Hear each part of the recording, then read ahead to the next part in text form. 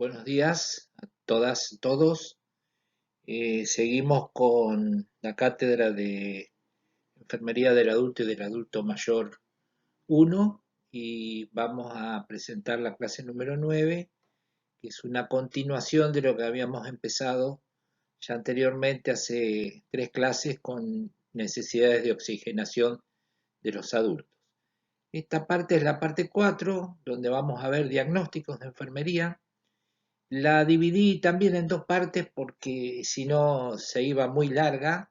Si yo empiezo a poner eh, muchos diagnósticos de enfermería que son importantes, iba a ir muy larga. Así que bueno, esperemos que esta primera parte que les puse les sea de utilidad y bueno, después ya en la otra clase seguimos con los otros diagnósticos. Como síntesis global del proceso de atención de enfermería, se presentarán en esta clase una serie de diagnósticos de enfermería con sus objetivos y resultados esperados, los cuidados de enfermería más utilizados y la correspondiente evaluación. Estos diagnósticos, y tengan en cuenta esto porque hay una pregunta al final, estos diagnósticos lo orientarán en la formulación de otros diagnósticos y las restantes etapas del proceso. Uno pone de muestra uno, pero como después tienen un montón de factores relacionados, ¿eh? o de lo que tienen, para poder nombrar ustedes otros diagnósticos de enfermería según las características que vayan encontrando en cada paciente. Bueno, diagnóstico de enfermería 1. Acuérdense que nosotros fuimos dividiendo las clases entre primero lo que era promoción y prevención de la salud y ya después entrábamos en los otros factores, lo que eran los factores biológicos, psicológicos, sociales, bueno, todo lo que es, fuimos desandando, perdón, en las otras clases, lo vamos a ir viendo ahora ya con los diagnósticos. Por eso el primero es riesgo de trastorno de la oxigenación por desconocimiento de conductas preventivas. Esto es un diagnóstico potencial, o sea, todavía no me ha pasado, pero sí voy a correr el riesgo de que me pase.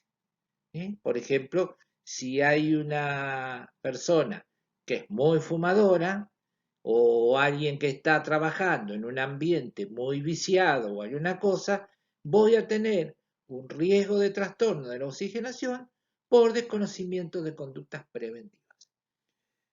En el libro de la Nanda lo van a ver en el dominio 1 y yo le puse acá algunos de promoción de la salud, las etiquetas, la 00188, la 00078 y la 00099, que después se pueden fijar ustedes y ver, y de ahí pueden sacar los diagnósticos que a ustedes les parezcan. Acá lo tienen, yo le saqué una fotito a la hoja del libro para que más o menos estén ubicados cómo tienen que hacer. Fíjense que en cada dominio, al principio de cada dominio tienen como una especie de índice donde están puestos los diagnósticos principales. Después ahí cuando ustedes llegan a ese diagnóstico se van a encontrar con todo un montón de factores predisponentes, o sea, el origen y los signos y síntomas de cada problema que ustedes van a ver. Bueno, el objetivo que nos vamos a proponer en este diagnóstico sería que la persona sea capaz de mantener satisfecha su necesidad de oxigenación. Fíjense que es promoción y prevención también, porque vamos a prevenir de que este paciente se enferme. ¿Estamos? ¿Qué esperamos como resultados? Y que reconozca los factores de riesgo de un listado elaborado previamente. Mantenga controles médicos periódicos y acepte el plan de inmunizaciones acorde a su edad. Bueno, ¿qué intervenciones de enfermería? Bueno, las intervenciones de enfermería ayudarán a desarrollar conductas preventivas para conservar la salud cardiopulmonar. Estas intervenciones pueden establecerse en etapas a corta o largo plazo. En una etapa a largo plazo, la actividad de enfermería se orienta a valorar el estilo de vida y la capacidad de las personas para adaptarse. De esta manera se podrá buscar la estrategia más adecuada para que la persona y su grupo familiar conozcan los factores de riesgo de enfermedad cardiopulmonar y los modos de identificar aquellos más significativos en su vida, tanto físicos y psíquicos como ambientales. Fíjense que esto es un trabajo más de educación a los pacientes, es un trabajo de promoción y prevención. Eh, En etapas a largo plazo también la persona y su grupo familiar pueden establecer un plan de visitas y controles médicos periódicos, pudiendo iniciar contactos con grupos de apoyo o ayuda para descartar conductas de riesgo, como el tabaquismo. En este plazo también se inicia y se cumple con los planes de inmunización. Tengan en cuenta en este caso que estamos ante personas sanas y que el objetivo es que sigan conservando su salud. Por ello, el cuidado de enfermería centra su intervención en el desarrollo de las capacidades de cada persona para establecer estilos de vida saludables. Esto es, no hacer solo referencia a la prevención de las enfermedades. La promoción de la salud hace hincapié en la participación activa de cada individuo en la construcción de su propia salud y en la utilización de los recursos que tenga a su disposición para lograrlo. Por ello, la intervención de enfermería se orienta a la educación y la participación activa de cada persona. Les pido que presten un poquito de atención a esto porque en la clase de salud pública van a tener que resolver una pregunta eh, de una de elaboración propia, una consigna, perdón, no es pregunta, una consigna de elaboración propia muy relacionado con esto que les estoy hablando ahora. Bueno, evaluación, ¿qué vamos a evaluar después de que hemos hecho todo el trabajo? Y que la persona conserve su necesidad de oxigenación satisfecha, que conozca los factores de riesgo, que concurra a control médico sistemáticamente y que se administra todos los años, por ejemplo, la vacuna antigripal. Bueno, con esto damos por el primer diagnóstico, que son sencillos, los van a encontrar en el dominio 1, como les dije, que son diagnósticos de promoción y prevención. Bueno, ahora vamos a entrar un poquito más ya en otro tema. El diagnóstico de enfermería 2 que les puse es fatiga, taquicardia o disnea relacionadas con intolerancia a la actividad física. Bueno, ven el libro de Landa, dominio 4, que es actividad y reposo, y la etiqueta 00092. Acá la tienen marcada, también les saqué una foto en el libro, se pueden fijar en ese pequeño índice que tienen al comienzo de cada dominio y ahí pueden encontrar el diagnóstico. Bueno, ¿qué objetivo nos vamos a trazar con esto? El paciente será capaz de mantener los valores de frecuencia respiratoria y cardíaca dentro de parámetros aceptables. Ustedes saben que tengo alterado porque tengo fatiga, tengo un montón de cosas que después ustedes lo van a leer y van a ver que alteran el patrón respiratorio normal. No nos vamos a demorar mucho, sino que les pido que después lean, van a leer y se van a encontrar con un montón de cosas. ¿Resultados esperados? Bueno, que manifieste el paciente disminución de la fatiga, que aumente gradualmente el tiempo y la distancia de la deambulación y que estabilice la frecuencia respiratoria y cardíaca en el momento del alta si está internado. ¿Qué cuidados de enfermería? Bueno, acá empieza ya otra cosita mucho más, me parece que más atrapante para lo que es la actividad en estos lugares de la enfermera. A continuación nos vamos a referir a los cuidados de enfermería que ayudan a mejorar la tolerancia a la actividad física. Estos cuidados suponen lograr que el paciente pueda incrementar el desarrollo de actividades de la vida diaria sin sobrecarga de la actividad cardíaca o el trabajo respiratorio. Incluiremos en estas intervenciones cuidados ante la crisis disneica y programa de actividades físicas estructuradas. Que quede bien en claro que todo lo que uno está diciendo en esta clase lo puede hacer una enfermera. Es, o sea, tarea de enfermería, de nuestra profesión. ¿Estamos? No, por eso hay que saber algunas cosas para poder hacerlas, pero las podemos hacer nosotros. No necesitamos de que la haga otro profesional. Como va pasando siempre, que nos van robando todo y quedamos nada más que para tomar la presión. Bueno, lo que siempre digo yo. ¿Estamos? Bueno, cuidados ante la crisis disneica. Debido a su difícil cuantificación, la disnea requiere un tratamiento individualizado y múltiple, por lo general mediante acciones interdisciplinarias. Es conveniente como primera medida identificar la causa o proceso responsable. Por ello podemos sugerir 4 acciones básicas. Cuidados de la posición. O sea, uno debe tener en cuenta esto, la posición de un paciente que nos llega ante una posible crisis disneica. La posición más adecuada ante un estado de disnea es la posición de Fowler. En las personas sanas, la ventilación y la oxigenación adecuada se mantienen, entre otros mecanismos, mediante los cambios de posición que se producen durante la actividad cotidiana.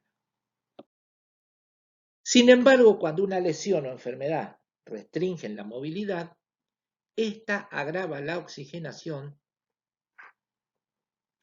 manifestándose a través de la acumulación de secreciones pulmonares y la disminución de la expansión del tórax. La posición de Fowler aprovecha la fuerza de gravedad para favorecer la expansión pulmonar y reducir la presión del diafragma, pues al estar en esta posición, el diámetro antero-posterior del tórax aumenta. Bueno, quedó listo la primera técnica. La segunda, muy importante, que esto entra dentro de la comunicación, técnicas de relajación. Estas técnicas aplicables en pacientes que han sido preparados para ello son medidas que pueden atenuar la sensación de disnea. Acuérdense que dijimos que la disnea tiene un componente subjetivo importantísimo. No todas las disneas son por un problema pulmonar o alguna infección o algo. Una crisis de nervio, una situación estresante, un síndrome de pánico, sea un ataque de pánico, todo un montón de cosas que son subjetivas que producen disnea. Por eso decimos que hay técnicas de relajación que debemos preparar. A continuación veremos algunos ejemplos de plan de ejercicios de relajación y meditación. Por ejemplo, plan de ejercicios de relajación. Realice los ejercicios en una habitación, sin ruidos y tranquila.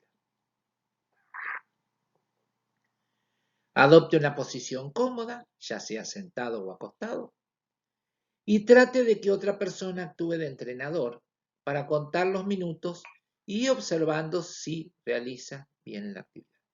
O sea que la persona debe realizar los ejercicios en una habitación sin ruidos y tranquila, en una posición cómoda, puede ser sentado o acostado, Y a veces es necesario que otra persona actúe como entrenador para ir contando los minutos y observando si realiza bien la actividad. Debe contraer los músculos o grupos musculares por separado durante 10 segundos y luego relajarlos. Debe tratar de ejercitar los músculos del tórax, de los miembros superiores e inferiores y de la región abdominal. Aunque les parezca mentira, esto es tremendo porque yo lo veo cuando voy a rehabilitación, cómo cambia uno cuando está haciendo el trabajo de rehabilitación y también lo enseñan a respirar o a relajarse. Bueno, otro ejemplo, plan de ejercicios de meditación. Sentar o acostarse en silencio, con los ojos cerrados, y el paciente debe intentar relajar todos los músculos, comenzando por los pies y siguiendo hacia arriba. Ustedes acuérdense que uno se tranquiliza cuando relaja todos los músculos y a través de eso también duerme. Por eso hay gente que toma un mío relajante, que es diazepam, puede ser, porque le relaja los músculos y por eso logra conciliar el sueño o respirar normalmente. Respire callado y rítmicamente por la nariz y si no puede hacerlo por la dificultad respiratoria, utilice la respiración de labios fruncidos.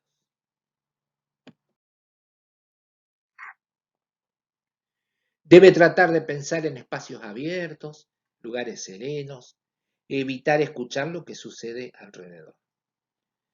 Y se debe utilizar esta técnica cada vez que se sienta alterado o con dificultades para respirar. Bueno, la tercera es una técnica de ejercitación también, que está compuesta por ejercicios respiratorios y de control de la tos. Además de reducir la disnea, estos ejercicios disminuyen los requerimientos energéticos del paciente, lo que le facilitará realizar actividades básicas como su higiene, movilización y alimentación. Bueno, esto es de la parte 1 de una ayuda que podemos brindar. Ahora vamos a una parte más técnica, que es la oxigenoterapia. Esta cuarta acción, tendiente a aumentar la tolerancia a la actividad, la vamos a describir en profundidad. La oxigenoterapia es capaz de reducir la disnea asociada con el aumento de la actividad física. Cuando esta disnea no es producto de la actividad, la evaluación de la causa determinará la administración de oxígeno. El aporte de oxígeno puede provenir de tubos portátiles que se trasladan en un soporte con ruedas. ¿eh? Creo que todos lo habrán visto, un carrito para transportar los tubos de oxígeno. Y siempre tener en cuenta y tener mucho cuidado, aunque ahora eso ya está muy controlado, esto es un poco viejo, que el color blanco del tubo identifica que es oxígeno medicinal. Sistema de conductos centrales también puede ser, con boquillas fijas en la pared, que casi ya en la mayoría de las instituciones hospitalarias o sanatoriales existe esto. Y para la administración domiciliaria de oxígeno se utilizan tanques o tubos más pequeños y transportable o mochila. Hay una gran variedad ahora de mecanismos que se pueden cargar en la casa durante la noche. Uno puede hacer una actividad diaria o lleva el cargador como si fuera un teléfono y puede deambular y por donde pueda. Es muy importante que cuando administremos oxígenos en los adultos lo hagamos con el flujo adecuado y con el dispositivo adecuado, por lo que distinguiremos entre los sistemas de bajo y alto flujo. De bajo flujo y no nos permiten administrar una concentración exacta de oxígeno. Se regula por la cantidad de litros por minuto. La cánula nasal, que creo que todo el mundo la ha visto o se usa, es un dispositivo sencillo y cómodo para el paciente. Las cánulas de aproximadamente 1,5 centímetros de longitud sobresalen de un tubo preparado y se insertan en los orificios nasales. El tubo se ajusta por detrás y alrededor de la cabeza y a su vez se conecta a la fuente de oxígeno húmedo. Yo acá les puse una fotito con un dibujito cómo se debe colocar. Estamos la cánula nasal para que quede cómoda para el paciente y no se le esté saliendo ni nada por el estilo. Catéter nasal se usa menos que las cánulas. El procedimiento implica insertar un catéter en la nariz hasta la orofaringe y este catéter debe cambiarse cada 8 horas e insertarse en el otro orificio nasal para evitar lesiones en las mucosas. Sinceramente yo los he visto, los catéteres, los he tenido en mi mano, pero nunca en mi vida profesional los he visto usar estos catéteres. La mascarilla facial simple, que es un dispositivo de plástico blando que cubre boca y nariz, posee orificios laterales que permiten la salida del aire expirado y el flujo a administrar oscila entre los 5 a 8 litros por minuto y la frecuencia inspirada de oxígeno, la FiO2 llamada, que pueden escuchar esto, oscila entre el 40 al 60%, o sea, la cantidad de oxígeno que nosotros podemos estar administrando. Debe adaptarse bien a la nariz por una banda metálica maleable, que las tienen todas, para evitar fugas. La ajustaremos a la cabeza mediante una banda elástica. Bueno, creo que todos conocen cómo es una mascarilla. Acá la tienen en la fotito. Bueno, y una de las que ahora están más en uso, que es la mascarilla con reservorio, dentro de los sistemas de bajo flujo, y a tener en cuenta esto. Es la que más concentración de oxígeno proporciona. Se trata de una mascarilla facial simple con una bolsa de reservorio en su extremo inferior. Esta bolsa tiene una capacidad de unos 700 mililitros aproximadamente. Y el flujo que administraremos puede ir de 6 a 10 litros, o sea, en la cantidad de oxígeno que estamos suministrando, 6 a 10 litros de oxígeno, y la fracción inspirada de oxígeno, la FiO2, oscilará, fíjense en qué valores, entre el 60 y el 99%. O sea, tenemos un buen, una buena concentración de oxígeno. Bueno, pasamos a las de alto flujo, que nos van a permitir administrar oxígeno a diferentes concentraciones, correspondiendo a cada concentración una cantidad determinada de litros por minuto. Ella, la mascarilla Venturi, ya casi se ven poco, antes había muchas de estas, por ahí alguna enfermera que haya trabajado más tiempo o alguien que conozca alguna enfermera, venían con un plástico adosado a la mascarilla y con distintas graduaciones, que era la cantidad de oxígeno que nosotros íbamos a administrar. Permite la administración de una concentración exacta de oxígeno, permitiendo niveles de fracción inspirada de oxígeno de entre el 24 al 50%, con una cantidad de litros por minuto que oscila entre 3 a 15 litros. Este sistema sigue el principio de Bernoulli, es decir, el dispositivo mezcla el oxígeno con el aire ambiental a través de orificios de distintos diámetros. O sea, fíjense cómo está en el dibujito, nosotros lo íbamos regulando, ¿eh? Después venían otras que le cambiábamos, estaban los plastiquitos con tal porcentaje, 25%, 35%, lo que sea, y se lo adosábamos a la mascarilla y los conectábamos. Pasaba que se perdían, estas se rompían muy fácil, todo. Yo no sé, por ahí pueden preguntar a alguien, eran las famosas mascarillas de oxígeno, se llaman Ventimask. Daban, la marca de la mascarilla era la Ventimax, que era para poder regular la cantidad de oxígeno. Fíjense que es igual que una mascarilla común, lo único que tiene adosado esto. ¿Se fijan bien? Acá tienen el dibujito de cómo es. Bueno, otra muy común que creo que todas la conocen, que es la mascarilla para aerosoles nebulizados. Estas nos permiten que administremos al paciente fármacos broncodilatadores que se inhalan con la inspiración. Tienen un depósito reservorio donde introduciremos el medicamento mezclado con 3 o 4 centímetros cúbicos de suero fisiológico. Acá tienen el dibujo, huelga el comentario porque creo que conocen todos.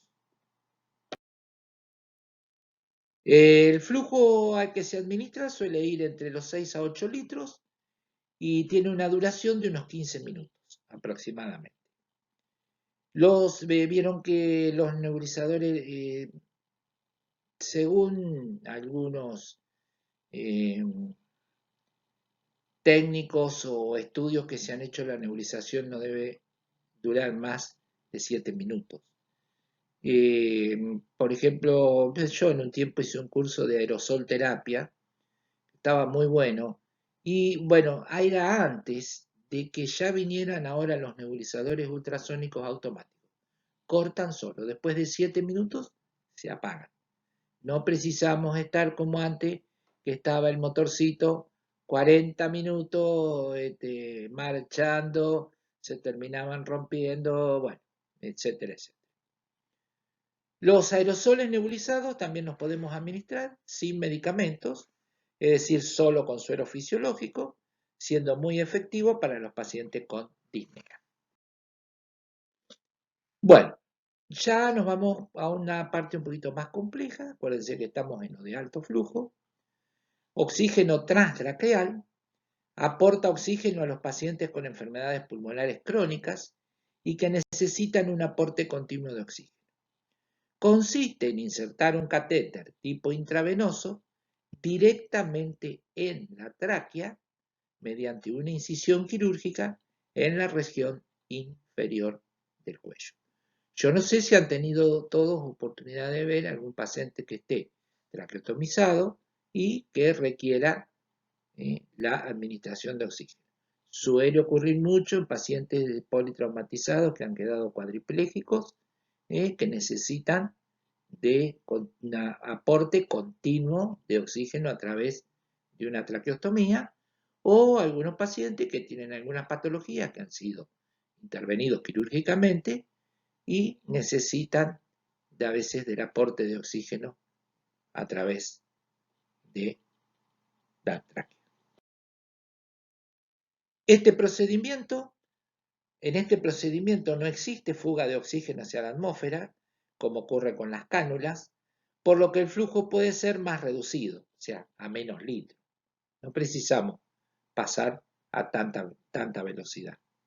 Sin embargo, en la evaluación previa a la selección del método, debemos considerar las complicaciones o riesgos de la intervención quirúrgica para colocar el catéter. Todo esto es una intervención quirúrgica. Realizar una traqueotomía es una intervención quirúrgica. Hay que cuidarla mucho hasta que eso se cicatriza bien. Se debe cuidar. Es un poquito complejo. Todo el manejo de una traqueostomía es bastante complejo. También es tarea de enfermería. También lo veremos. Pero lo veremos por ahí el año que viene cuando veamos más lo que es quirúrgico. Y después tenemos la oxigenoterapia en el domicilio del paciente. Cuando es necesario administrar oxígeno a domicilio, se suele utilizar la cánula nasal o, perdón, o la vía transtraqueal. Las ventajas y desventajas de cada método deben evaluarse junto con las circunstancias del paciente y los recursos socioeconómicos que posee, o las obras sociales que respondan a esta necesidad. Tanto los pacientes que requieren esta terapia como su familia necesitan información e instrucción para que mantengan correctamente dicho aporte. En todos los casos, la regulación se efectúa por medio de un manómetro, si tenemos un tubo, ¿no?, que indica la cantidad de oxígeno administrado en valores litros por minuto, según el método de administración. En algunos manómetros también se indica la cantidad de oxígeno que queda en el tanque. Yo les puse acá un ejemplo. Por ejemplo, perdón, acá tienen un flumíter, que es un manómetro que tiene una escala, el flumíter, que nos va a medir a través de una bolita que va subiendo, nos mide la cantidad de litros que nosotros podemos administrar, y el manómetro nos va a estar indicando la cantidad de oxígeno que nos queda en el tubo. Y fíjense que tiene un vaso para administrar oxígeno húmedo.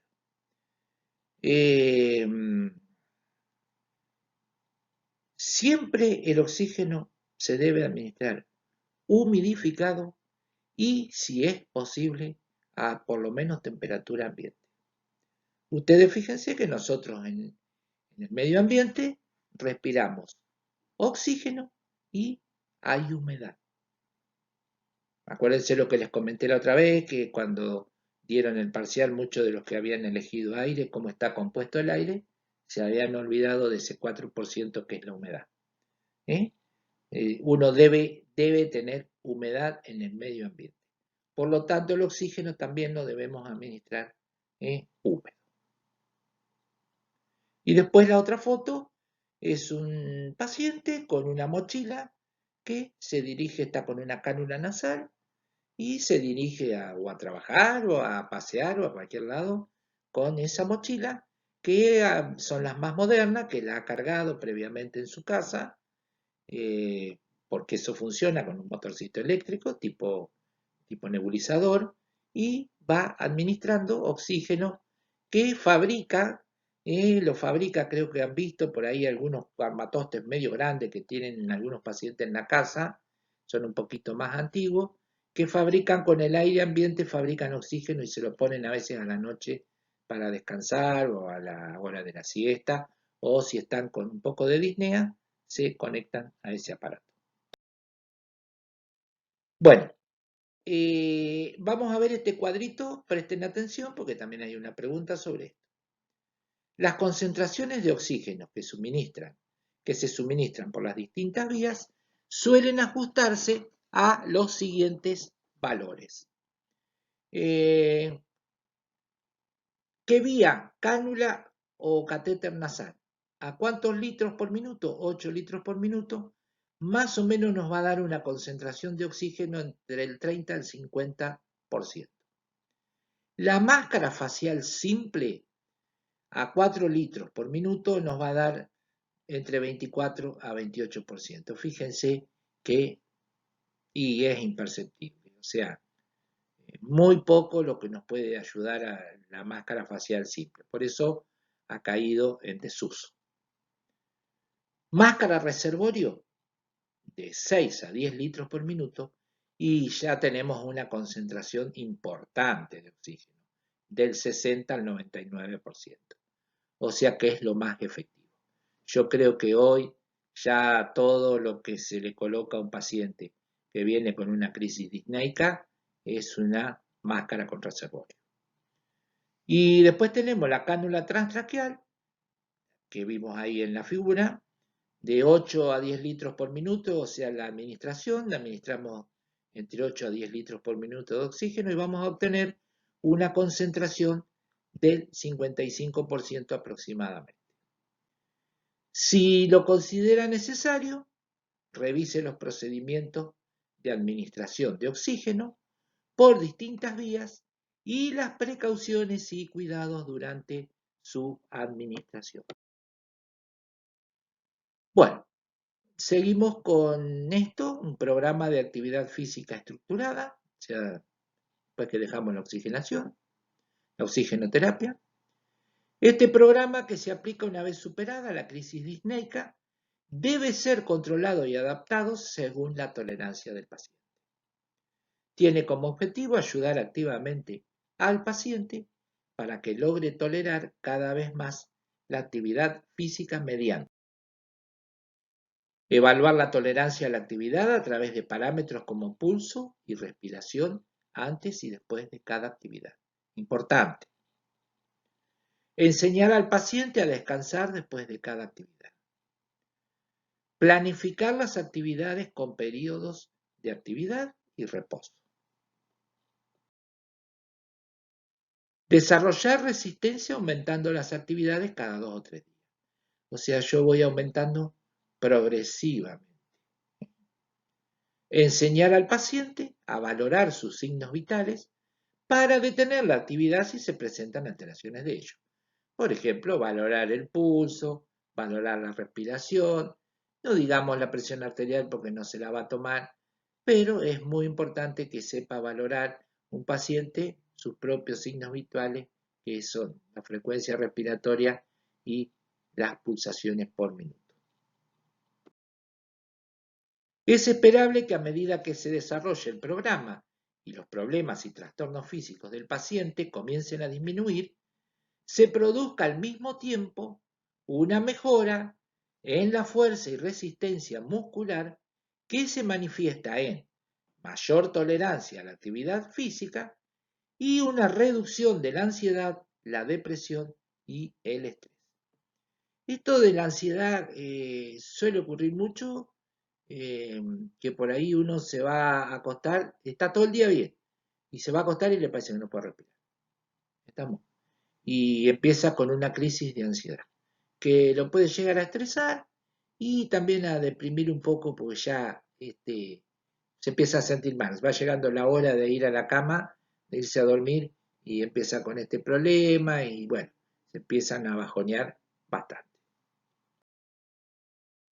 Bueno, terminamos ya con esto y viene la parte de la evaluación, que vamos a registrar la frecuencia cardíaca y la frecuencia respiratoria dentro de parámetros normales. O sea que los objetivos que nos habíamos trazado al principio era que el paciente recuperara su frecuencia cardíaca y su frecuencia respiratoria dentro de parámetros normales. Que puse frecuencia cardíaca entre 60 y 95 pulsaciones por minuto y la frecuencia respiratoria entre 12 a 22 por minuto. Y después también otro de los objetivos que nos habíamos propuesto era que el paciente pueda realizar actividad física según tolerancia, aumentando gradualmente el vigor y la resistencia. Bueno, vamos a ir con el diagnóstico 3 de enfermería. Ya nos vamos poniendo un poquito más complicado.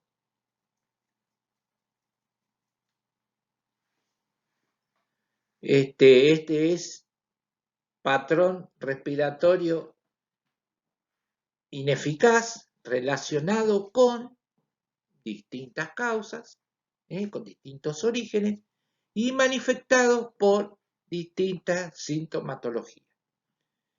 Me río, perdónenme, pero es que la gatita chiquita está haciendo cada cosa.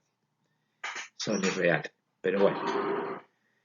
Acá les puse ver el libro de Nanda, dominio 4, actividad y reposo, la etiqueta 00032. Acá lo tienen como hicimos con las otras, una fotito del libro donde está remarcado, donde ustedes lo pueden encontrar. No se fijen mucho en la página porque por ahí el mío es distinto, pero sí que lo tienen en el dominio 4. El objetivo de esto es que el paciente recupere patrones respiratorios normales. ¿Qué resultados esperados con los objetivos que nos proponemos en esa planificación? Que presente valores normales de frecuencia respiratoria, que no se observen signos de cianosis, que mantenga el color y la temperatura de las extremidades y que la saturación de oxígeno permanezca por encima del 90%. Bueno, ¿qué cuidados de enfermería? Bueno, a continuación vamos a ver los cuidados de enfermería que ayudan a conservar o facilitar la expansión pulmonar y la oxigenación tisular. Acuérdense que nosotros necesitamos que respire la célula, o sea, la oxigenación tisular, ¿eh? Tener una buena capacidad de transporte de oxígeno, a todo el organismo, a todas las células. Estas intervenciones de enfermería incluyen técnicas no invasivas y técnicas invasivas como las relacionadas con invasivas e invasivas, ¿no? Posición referida en el cuidado anterior. Hay una pregunta, no se lo voy a decir, pero ¿qué posición lo pondremos? Ejercicios respiratorios y las técnicas invasivas como control y cuidado de tubos torácicos. Los ejercicios respiratorios que mejoran la ventilación y la oxigenación están constituidos por 3 técnicas básicas: respiración profunda y tos, respiración de labios fruncidos y respiración abdominal diafragmática. Qué sé yo, a veces me parece que ustedes se tendrían que acordar. Perdónenme que lo diga así, pero el año pasado dimos una clase entera de lo que era los 4 signos vitales que vimos, lo que era respiración, donde habíamos visto todo esto, ¿no? Entonces, a veces me han preguntado y los he remitido a algunas clases del año pasado que ustedes tienen que tener en cuenta, que no sean un mero que la miramos en ese momento y no nos acordamos más. Bueno, la primera técnica, que es la respiración profunda y tos. Este ejercicio es sencillo y tiene como objeto eliminar secreciones a través de la tos. Para ello se solicita al paciente que en posición de Fowler inspire y expire profundamente 2 o 3 veces. Luego, a continuación de una inspiración, tosa tratando de contraer con fuerza el tórax para que la tos sea productiva. Un error frecuente es generar la tos solo en la laringe, provocando únicamente un carraspeo. O sea que esa tos tiene que ser con una contracción con fuerza del tórax, para que venga de adentro, que no sea solamente de acá, de la garganta. Bueno, la respiración de labios fruncidos, esta práctica consiste en una inspiración profunda, seguida de una expiración prolongada, expulsando el aire a través de los labios fruncidos. Se instruirá al paciente para que la expiración sea lo más lenta posible. Este ejercicio es adecuado para evitar el colapso alveolar. Les quiero hacer una aclaración, hay una pregunta al final, una consigna, donde ustedes tienen que investigar qué es la respiración del labio fruncido y en qué paciente se use todo. Por favor, no pongan esto que está acá, sino que investiguen. Empecemos a investigar, a buscar. Hoy todo el mundo creo que tiene acceso, o el que tiene acceso le puede comentar al compañero o esto, investigar qué es la respiración de labios fruncidos y en qué casos vamos a usar esta técnica. La respiración abdominal diafragmática también lo vimos el año pasado. Lo podemos hacer como ejercicio, que es un poquito más complejo y requiere que el paciente trate de relajar los músculos intercostales y accesorios de la respiración. Luego coloca una mano abierta bajo el esternón y sobre la cintura la otra mano 2 o 3 centímetros por debajo. Al inspirar profundamente por la nariz, el diafragma se expande hacia afuera, haciendo que la mano de arriba se mueva. Le pedimos al paciente que se concentre en este movimiento. Al expirar, el paciente tratará de hacerlo expandiendo el abdomen. Esto lo notará cuando la mano colocada más abajo, o sea en la cintura, se mueva hacia afuera, como que no inflamos. Este ejercicio está propuesto para que el paciente comience a hacerlo en decúbito supino, que es acostado boca arriba. También otra cosa que debemos manejar para hablar con propiedad, los decúbitos. Luego sentado y de pie. La técnica de respiración abdominal diafragmática favorece la relajación y el control del dolor, a la par que reduce el trabajo respiratorio. Cuando un paciente tiene dolor, es muy probable que aumente su frecuencia respiratoria. Empieza a estar complicado con su frecuencia respiratoria. Por eso estas técnicas es importante y somos nosotros, los enfermeros, que ante un paciente internado le podemos enseñar a hacer estas técnicas y observar o evaluar, como dijimos antes, si el paciente va o puede recuperar, aunque sea algo de ese problema que tiene. Bueno, vamos a una parte ya mucho más compleja. Control y cuidado de los sistemas de drenaje torácico. El drenaje torácico es un catéter que se introduce a través del tórax para eliminar líquidos o aire del espacio pleural, prevenir que ingresen nuevamente estos elementos, restablecer las presiones intrapleural e intrapulmonar normales. Y los vamos a usar en los siguientes casos. Por ejemplo, luego de una cirugía de tórax, en los traumatismos de tórax y en el hemotórax o en el neumotórax. ¿eh? Los que han estado o trabajan un poco en lo que es emergencia, por supuesto que esto no lo vamos a hacer nosotros como enfermeros, pero sí debemos después saber el manejo y el cuidado que debemos tener con estos drenajes. Debemos recordar que el hemotórax es una acumulación de sangre y de líquidos en la cavidad pleural. O sea, la palabra hemo, es decir, sangre, prefijo, en el tórax. Puede presentarse posterior a un traumatismo, muy común en los traumatismos torácicos, en accidentes vehiculares, o a consecuencia de la ruptura de pequeños vasos, como ocurre en algunas neumonías o en la tuberculosis. Se acompaña de manifestaciones como dolor intenso, disnea y signos de shock si la pérdida sanguínea es significativa.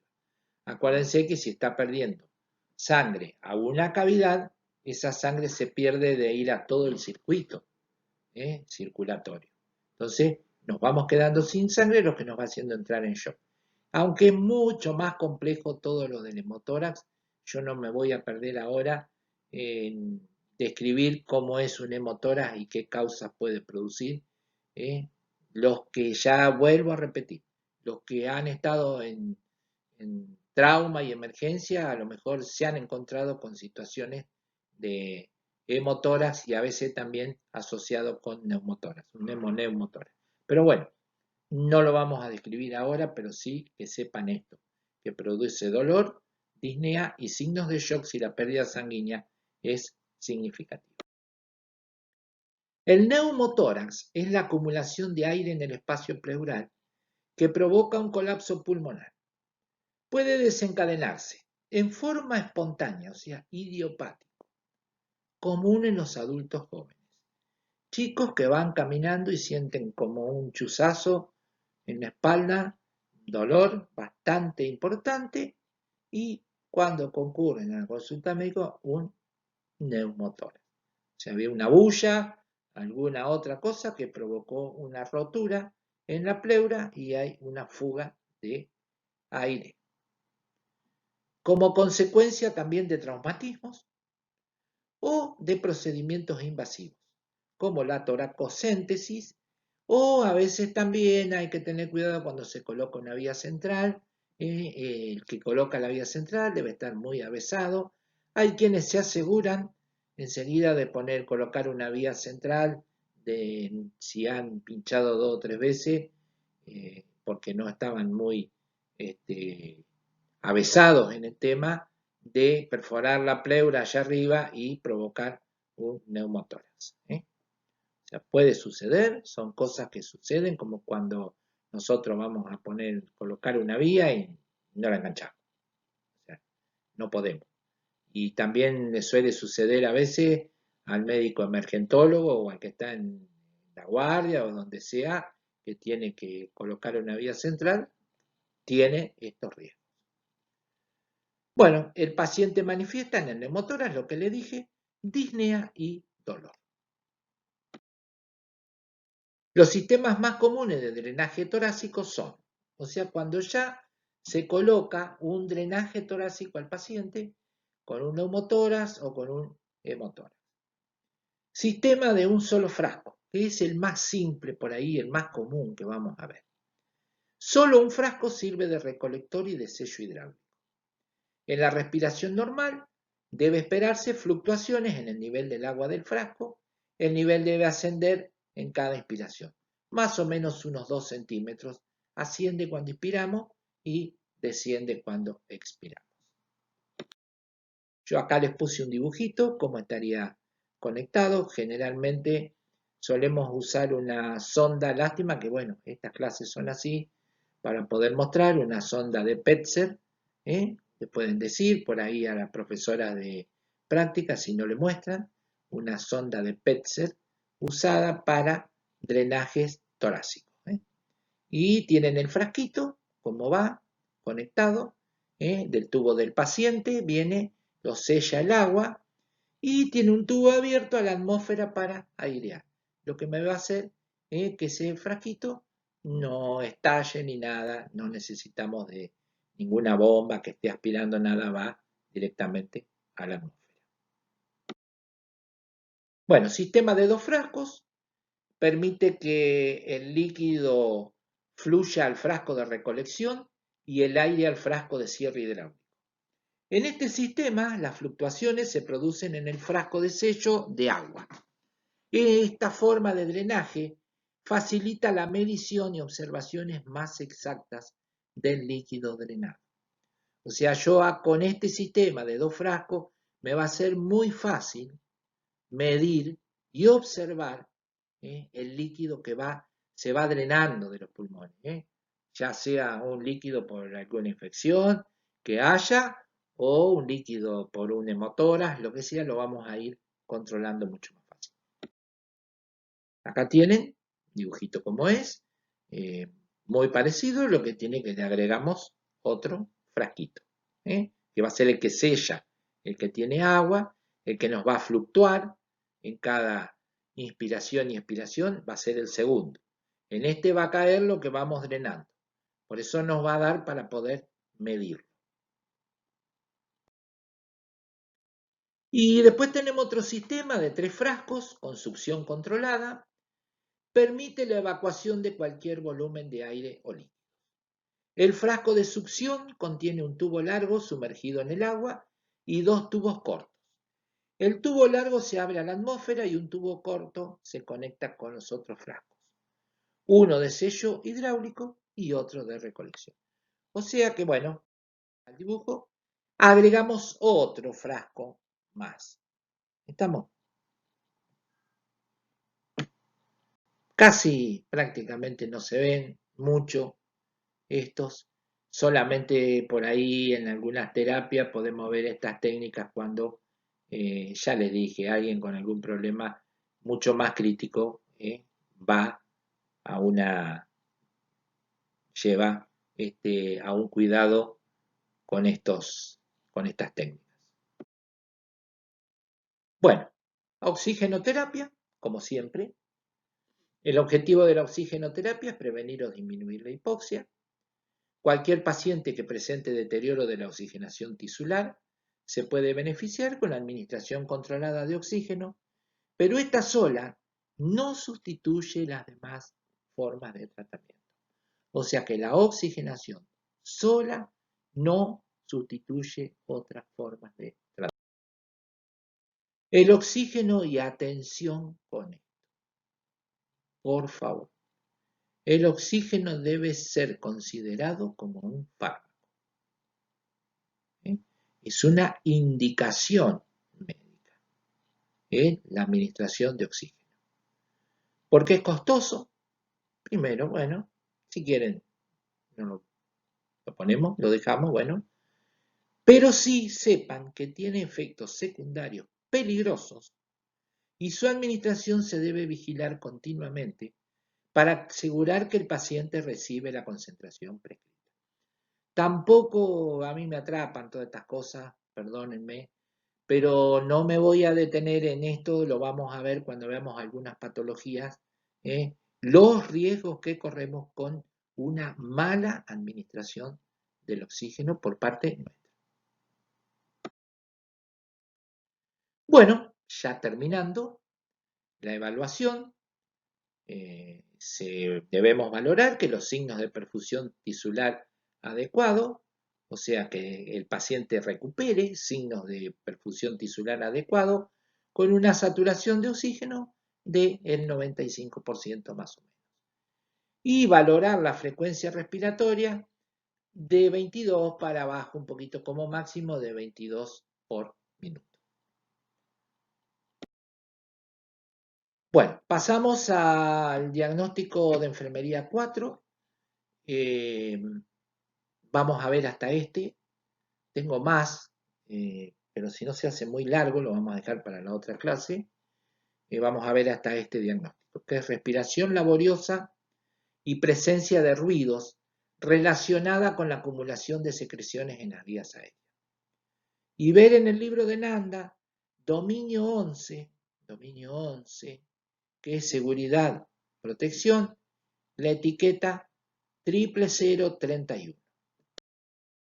Acá se los puse para que ustedes vean dónde está, en ese pequeño índice que tienen al comienzo de cada dominio. Ahí está. Van a encontrar las etiquetas ahí. Les va a ser más fácil que recorrer todo el libro. Bueno, el objetivo es que el paciente evidencie respirar sin dificultades. Los resultados esperados, que elimine y movilice secreciones con la tos, que reduzca los ruidos en la respiración y que el esputo se torne más claro y líquido. Los cuidados de enfermería y los cuidados que ayudan a mantener las vías aéreas permeables. Debemos tratar de que el paciente tenga una vía aérea permeable. La capacidad del paciente para movilizar las secreciones pulmonares establece la diferencia entre un periodo de recuperación a corto plazo y uno prolongado asociado con complicaciones. Esto es muy común verlo en los adultos mayores que han perdido mucho de la capacidad muscular para poder respirar bien y manejar todas estas cosas de lo que es la inspiración, la expiración, una respiración forzada y eliminar las secreciones. Las actuaciones de enfermería para educar al paciente en beneficio de mantener las vías aéreas permeables y para facilitar una movilización de secreciones pulmonares. Vamos a incluir lo más importante, por favor, hidratación. La conservación de una hidratación sistémica adecuada es esencial para mantener el aclaramiento mucociliar dentro de los límites normales. Se considera que la hidratación es adecuada cuando las secreciones pulmonares del paciente tienen poca consistencia. Son blanquecinas, de aspecto acuoso y se eliminan tosiendo regularmente.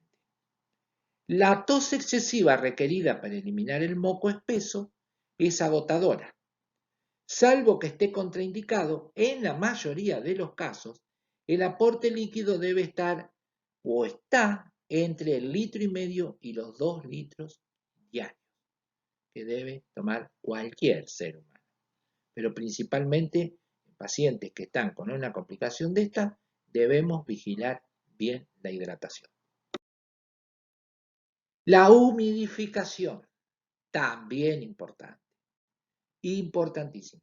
Yo lo vengo sosteniendo desde el año pasado en las clases cuando dimos aire en salud pública. Es el proceso en función del cual se añade agua a una mezcla de gases. Tanto el aire como el oxígeno, con una humedad relativa, conservan las vías aéreas húmedas. Y ustedes han visto que yo, no sé, por ahí si se acuerdan que les he comentado, de cómo la calefacción hoy de gas y en ambientes que están muy cerrados porque no tiene frío, y cómo se secan las mucosas. A veces uno se despierta a la mañana con todas las mucosas secas. Digamos, los viejos de antes eran muy sabios, ponían un tarrito con agua y algunas hojitas de eucalipto o algunos con agua porque tenían humedad. Uno llegaba al rancho y estaban los vidrios empañados, decimos, ¿no? Porque había humedad, en ese rancho había humedad. Y no había tantos problemas. Yo viví mucho en rancho con mis abuelos maternos y yo no me acuerdo de ver muchos problemas respiratorios, ¿no? Pero se cuidaba mucho en tema de la humedad. Bueno, liberando y movilizando las secreciones, o sea que las vías aéreas estén húmedas. El oxígeno que penetra en las vías aéreas por medio de los distintos métodos de oxigenoterapia se debe humidificar mediante el burbujeo del gas a través del agua contenida en un envase para tal fin. La enfermera tiene que controlar que se utilicen el agua y el receptáculo en condiciones de bioseguridad, pues estos elementos pueden ser un medio de desarrollo de microorganismos causantes de infecciones intrahospitalarias. ¿Eh?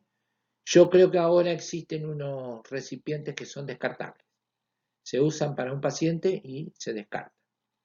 Pero bueno, tener mucho cuidado con esto, cuando lo vamos a poner de paciente en paciente.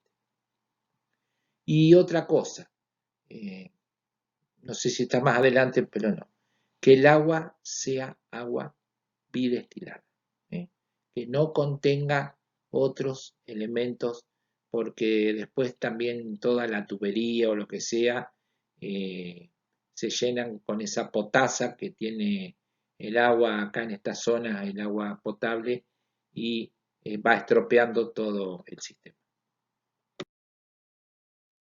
Bueno, nebulizaciones.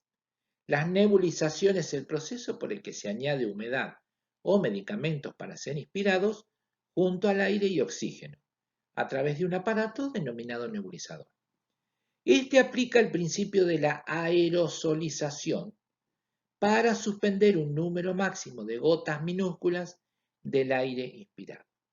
También no voy a perder tiempo acá de cómo influye la gota, el tamaño de la gota en cada patología. No es que necesariamente tiene que ser un nebulizador ultrasónico que largue un vapor o un nebulizador de los otros que largue gotas un poco más grandes.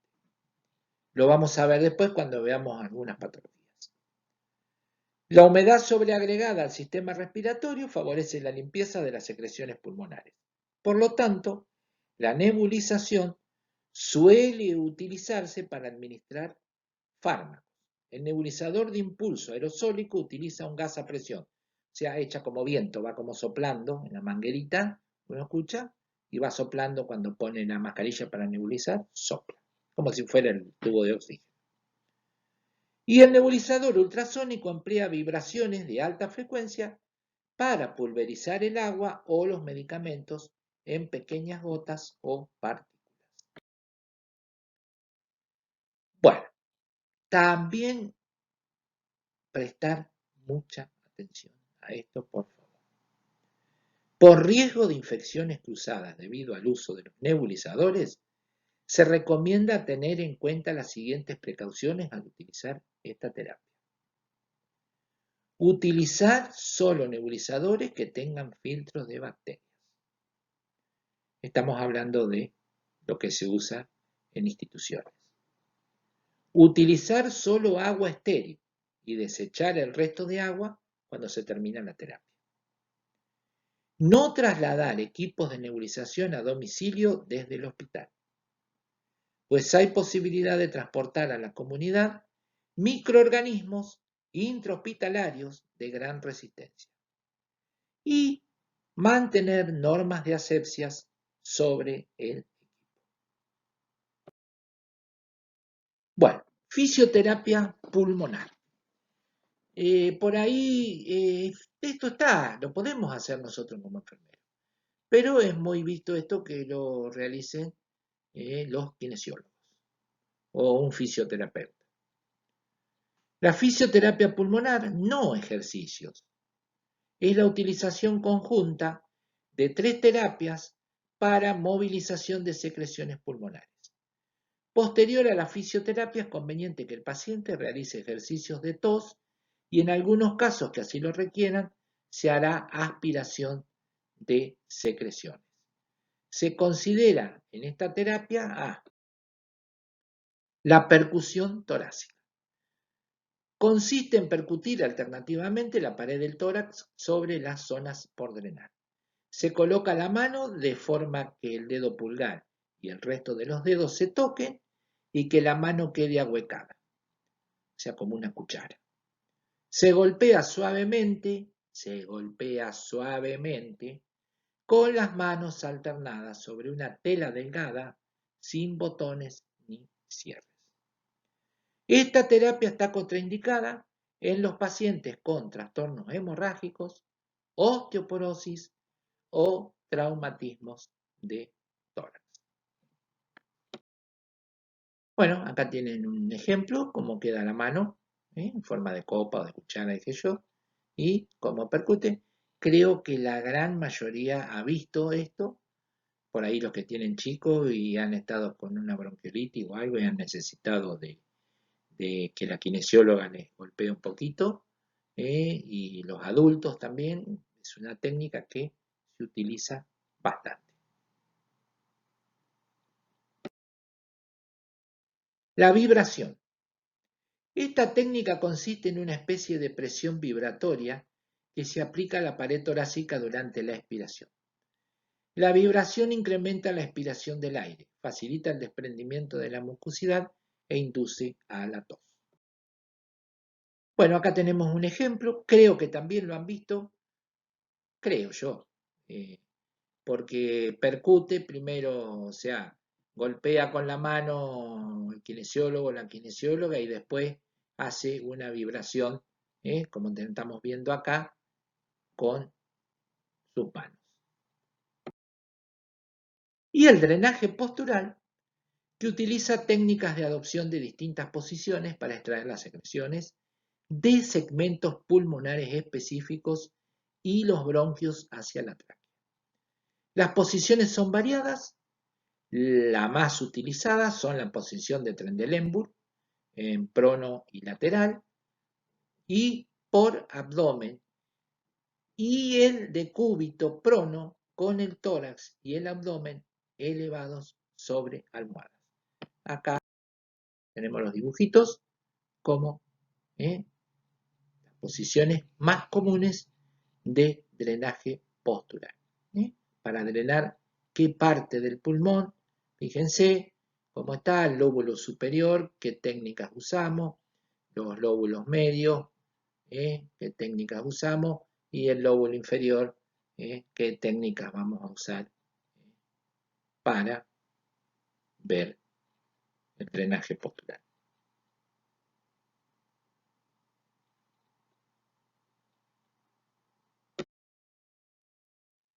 Bueno, aspiración de secreciones, importante también.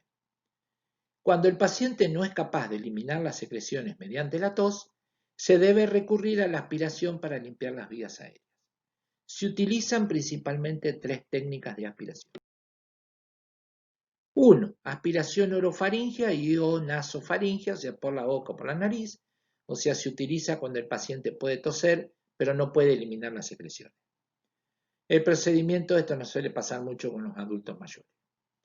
El procedimiento generalmente se aplica luego que el paciente haya tosido, colocando un catéter a través de la boca o de la nariz hasta la región posterior o sea, el paladar blando, no introducimos a la tráquea.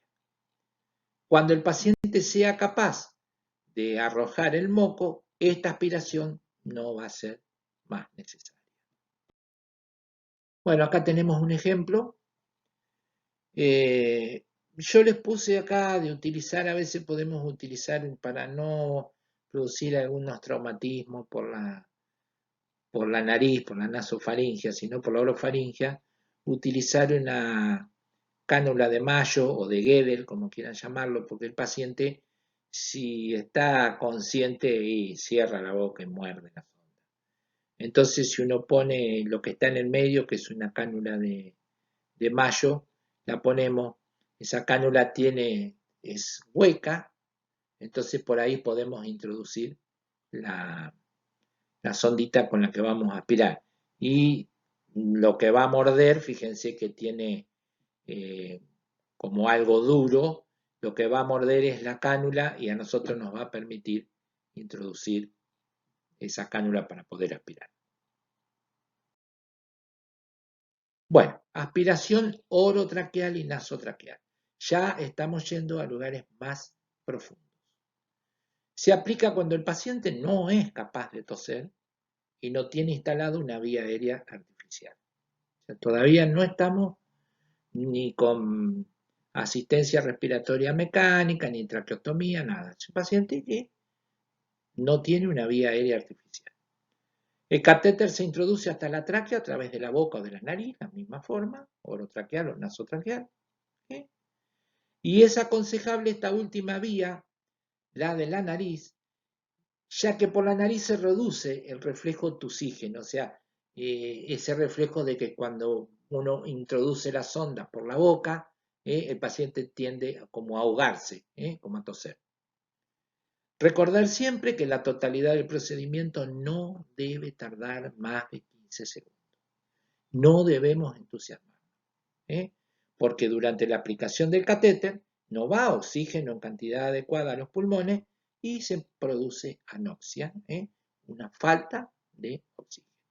Por eso debemos estar bastante avesados en esta técnica y no estar más de 15 minutos, de 15 segundos, perdón. Acá les puse un ejemplo, como tiene. Fíjense en el otro con los dientes, que es un poquito más complicado. Cambio por la nariz, si uno tiene especial cuidado, puede abordar tranquilamente. Bueno, vía aérea artificial consiste en una vía aérea oral o un tubo endotraqueal o de una traqueotomía.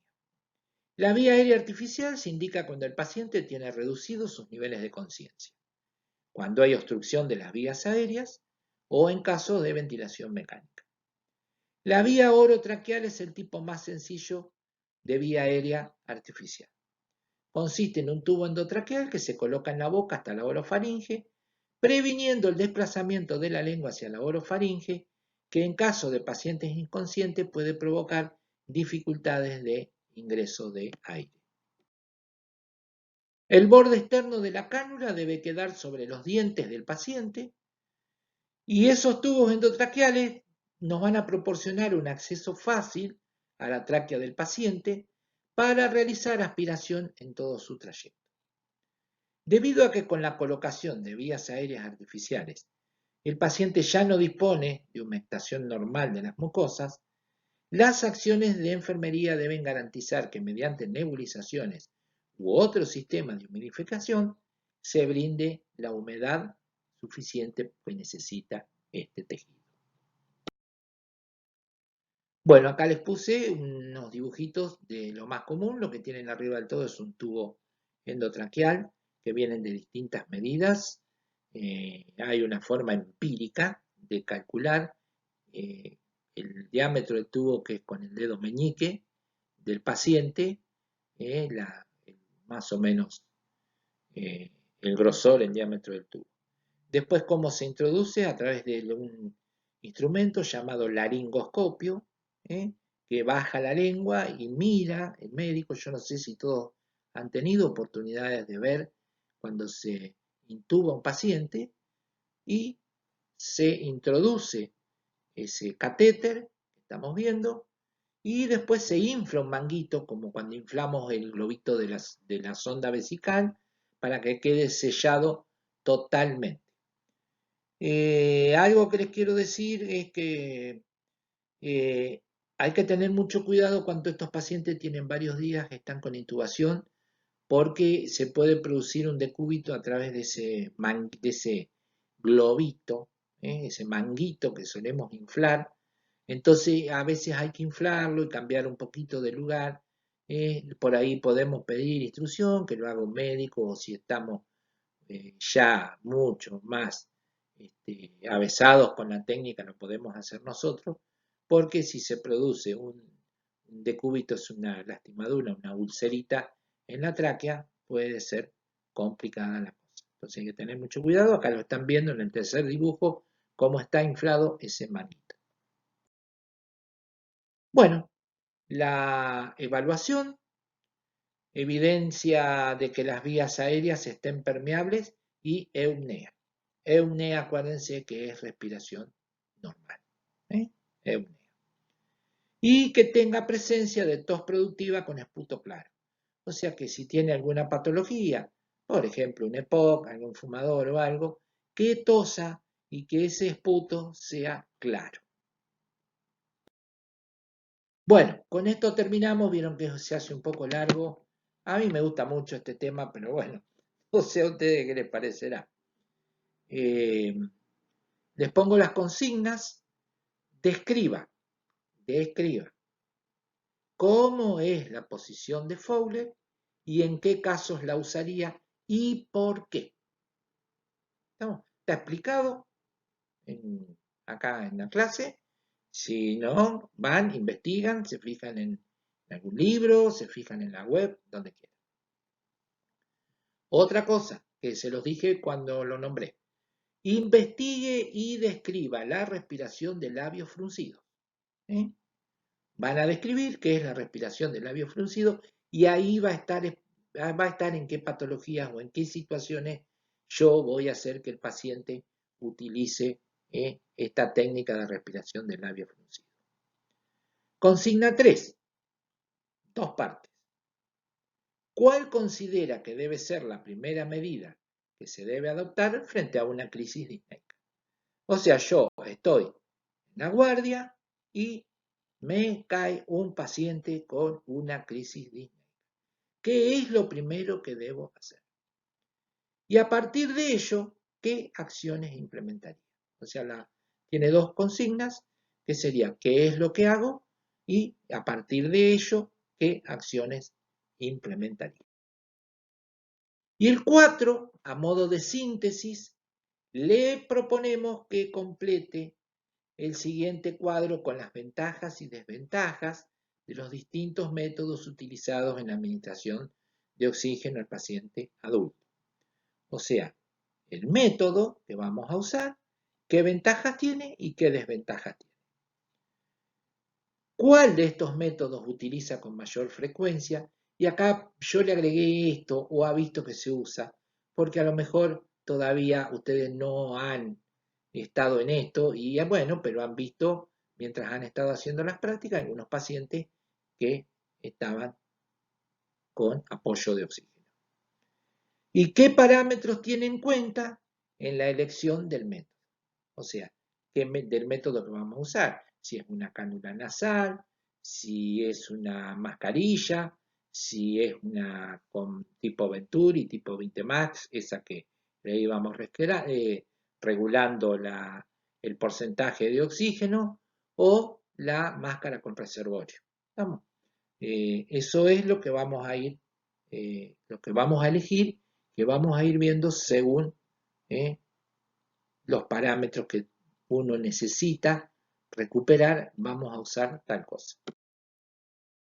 Y 5, como última cosa, mencione perdón, no es lo último, mencione las acciones que incluiría usted para educar al paciente en beneficio de mantener las vías aéreas permeables y para facilitar una movilización de las secreciones pulmonares.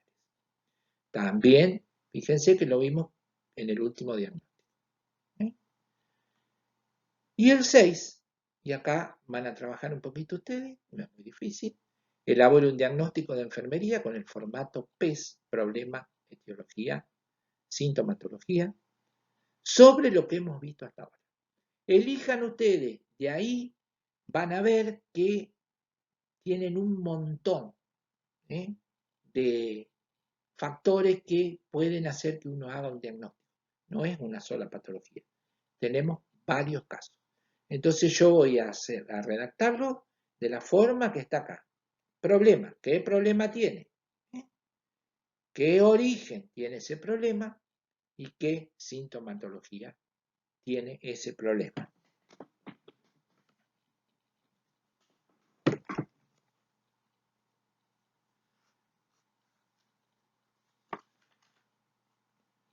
Por ejemplo, que tiene las características definitorias, o sea, cuál es el problema que tiene, los factores relacionados, que vendría a ser el origen de esa causa, y qué signos y síntomas vamos a ver nosotros en esos pacientes.